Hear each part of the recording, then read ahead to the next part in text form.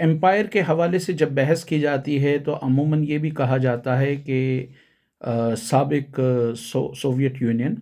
वो भी एक एम्पायर था, क्योंकि उसने भी सेंट्रल एशिया की रियासतें और दूसरी तकरीबन 14 रियासतों को यरगमाल बनाया और उनको ज़बरदस्ती जो है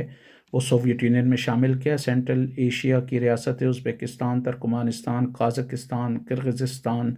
और दूसरी रियासतें जो कुछ मुस्लिम रियासतें भी थी, उसके अलावा Byelorussia, Georgia, Ukraine, Latvia, Lithuania, Estonia समेत तकरीबन सोवियत यूनियन में मजमूई तौर पे गालिबन 15 रियासतें थीं जिन पर उसने कब्ज़ा किया और उनके रिसोर्सेस को लूटा।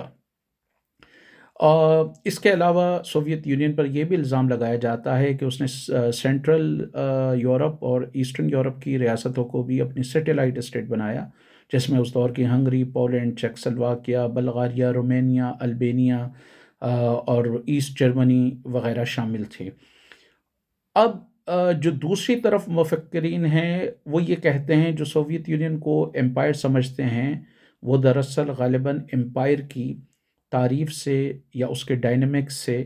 रूशनास नहीं हैं या उनको पता नहीं है। उनका दावा ये है कि एम्पायर का बुनियादी तस्वुर ये है कि दौलत और वसाइल एम्पायर या कॉलोनीज से उठकर मेट्रोपॉलिटन जाते हैं। मेट्रोपॉलिटन से मुराद मदर कंट्री, और जो एम्पायर है उससे मुराद मसलन कॉलोनीज़ जो उसकी नौ आबादियात हैं। मिसाल के तौर पर अगर बरतानिया किसी दौर में साम्राज्य मुल्क था तो बरतानिया मेट्रोपॉलिटन हो गया, और बरतानिया ने जिन जिन ममालिक पर कब्ज़ा किया, अगर उसने अफ्रीका में 22 ममालिक पर कब्ज़ा किया, एशिया में बहुत सारे ममालिक पर कब्ज़ा किया, और एक दुनिया में एक वक्त में दुनिया का 1/3 उसके पास था, तो वो सब उसकी कॉलोनीज थी। बरतानिया खुद मेट्रोपॉलिटन था। इसी तरह फ्रांस ने अफ्रीका के 18 ममालिक पर कब्ज़ा किया, इंडो चाइना में उसका कब्ज़ा रहा, मिडल ईस्ट के कुछ इलाकों में उसका कब्ज़ा रहा। तो फ्रांस एक मेट्रोपॉलिटन हो गया और बकिया जो रियासतें हो गईं जो उसके कब्ज़े में थी वो उसकी कॉलोनीज़ हो गईं।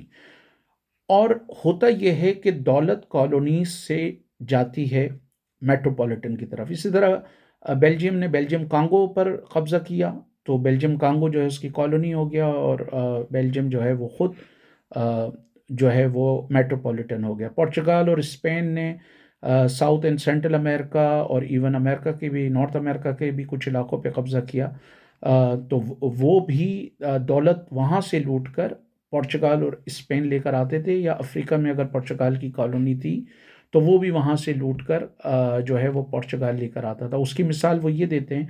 कि साउथ सेंट्रल अमेरिका से या अमेरिकास से वो सोना चांदी लूटा उन्होंने। एज़टेक, माया और उनका एम्पायर जो थी वहाँ से उन्होंने वसाइल लूटे, ग़ुलाम लेकर आए, और लेकर कहाँ पर आए वो लिस्बन में या मैड्रिड में जो उनके दारुल खिलाफा थे, या मुख्तलिफ स्पेन और पुर्तगाल के इलाकों में। इसी तरह इंग्लैंड के बारे में कहा जाता है कि जी वो ईस्ट इंडिया कंपनी ने हिंदुस्तान से लूटा, दूसरे इलाकों से लूटा, स्पेशली हिंदुस्तान से के हवाले से जो कोलंबिया यूनिवर्सिटी की रिसर्च है, और इंडियन मॉर्ग का दावा है कि 45 ट्रिलियन डॉलर उन्होंने जो है वो हिंदुस्तान को नुकसान पहुंचाया या हिंदुस्तान से लूट के लेके गए।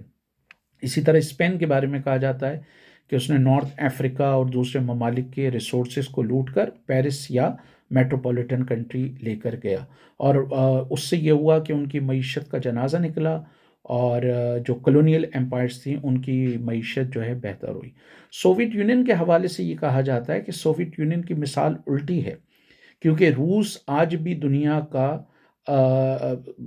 In terms of natural resources वो ऐसा मुल्क है जिसमें दुनिया के बहुत सारे नेचुरल रिसोर्सेज हैं। अमेरिका की तरह उसमें तेल, सोवियत यूनियन में उस वक्त भी रूस में मेनली अच्छा खासा तेल था, गैस थी, एग्रीकल्चर के अच्छे खासे वसाइल थे और आज भी मौजूद हैं।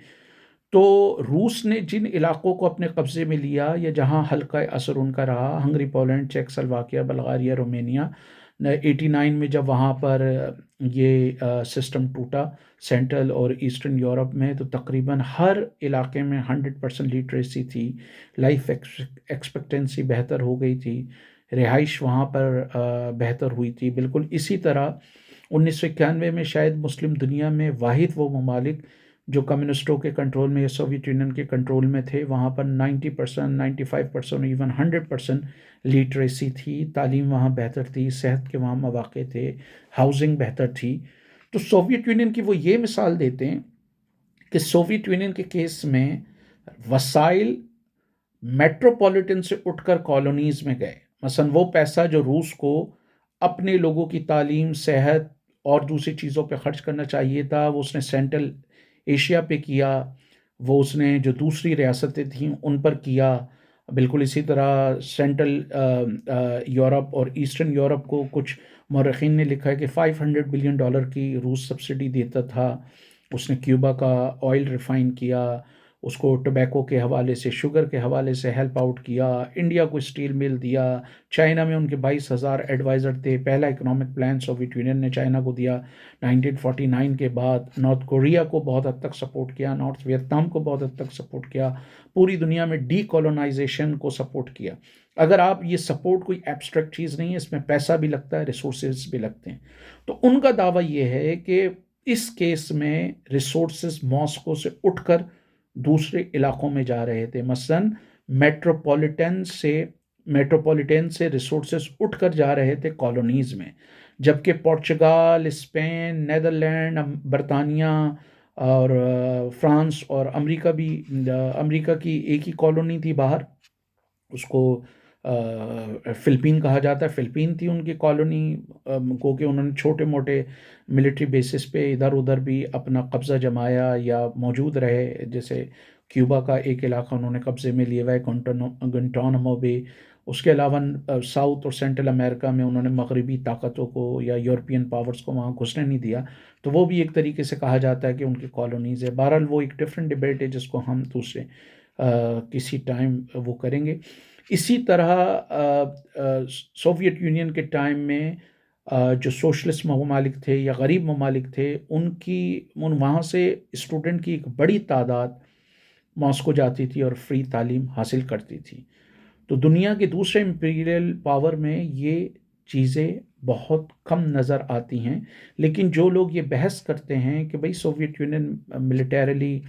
جو تھا اس نے علاقوں پہ قبضہ کیا، اس میں وہ ہنگری کی مثال دیتے ہیں، وہ یوگوسلاویہ پر جس طرح اس نے پریشر ڈالا، ایسٹ جرمنی پہ جس طرح پریشر ڈالا، یہ سارے ممالک پابند تھے کہ گلوبل فورم میں ان کا ساتھ دیں اور سوویت لائن کو وہ ٹو کریں۔ بعض ٹائم ایون مقامی کمیونسٹ پارٹی یا سوشلسٹ پارٹی یا ورکرز پارٹی کا کوئی لیڈر اگر سوویت پالیسی سے انحراف کرتا تھا تو اس کو وہ ہٹا دیا کرتے تھے۔ تو اور سوویت فوجیں رہی ہیں وہاں پر، لیکن دوسری طرف آرگیومنٹ یہ ہے کہ وہ سوویت فوجیں اس وجہ سے رہی ہیں کہ جس طرح مغربی ممالک نے نیٹو کے نام سے ایک ملٹری الائنس بنایا تھا، بالکل اسی طرح سوویت یونین نے وارسا پیکٹ کے نام سے ایک ملٹری الائنس بنایا تھا، اور انٹرنیشنل قانون اس بات کی اجازت دیتا ہے کہ ممالک آپس کی انڈرسٹینڈنگ سے وہ سوورن ہوتے ہیں، خود مختار ہوتے ہیں، اپنی سیکیورٹی کے حوالے سے جو بھی وہ محسوس کریں اس طرح کی پالیسی بنائیں۔ اسی طرح سوویت یونین پہ یہ الزام لگایا جاتا ہے کہ اس نے افغانستان پر حملہ کیا، لیکن اگین افغانستان اور سوویت یونین میں ایک ٹریٹی آف فرینڈشپ تھی جس کے تحت سوویت فوجیں وہاں پر گئی تھیں۔ تو بہرحال یہ تاریخ میں ایک بحث رہے گی کہ آیا سوویت یونین ایک کلونیل پاور تھا یا وہ کلونیل پاور نہیں تھا۔ اگر کلونیلزم کی ہم ٹپیکل ڈیفینیشن دیکھیں تو اس کے مطابق کلونیل پاور ایسا ہوتا ہے جہاں پر اختیارات، جہاں پر وسائل کالونیز سے سکڑ کر میٹروپولیٹن کے پاس آتے ہیں، اور وہ کہتے ہیں امریکہ، برطانیہ، فرانس، امریکہ کو کم ہی شامل کیا جاتا ہے، لیکن کیونکہ امریکہ نے فلپین پہ قبضہ کیا تھا تو وہاں کے وسائل کی لوٹ مار کے حوالے سے کہا جاتا ہے۔ ان صورتوں میں وسائل جو ہے کالونیز سے اٹھ کر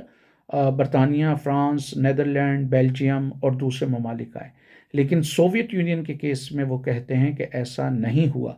تاہم جو لوگ سوویت یونین کو ایک امپائر قرار دیتے ہیں وہ یہ کہتے ہیں کہ آپ جو سوویت یونین کی سیٹلائٹ اسٹیٹس تھیں ان کی پالیسیز کو دیکھیں، سوویت ملٹری فورسز کو وہاں دیکھیں، وہاں کے پولیٹیکل جبر کو دیکھیں، یہ سارے عوامل آپ کو یہ بات کہنے پہ مجبور کریں گے کہ سوویت یونین بھی ایک کلونیل پاور تھا۔ آپ خود اس پہ اپنی ریسرچ کر سکتے ہیں اور you can come up with your own conclusion, with your own opinion.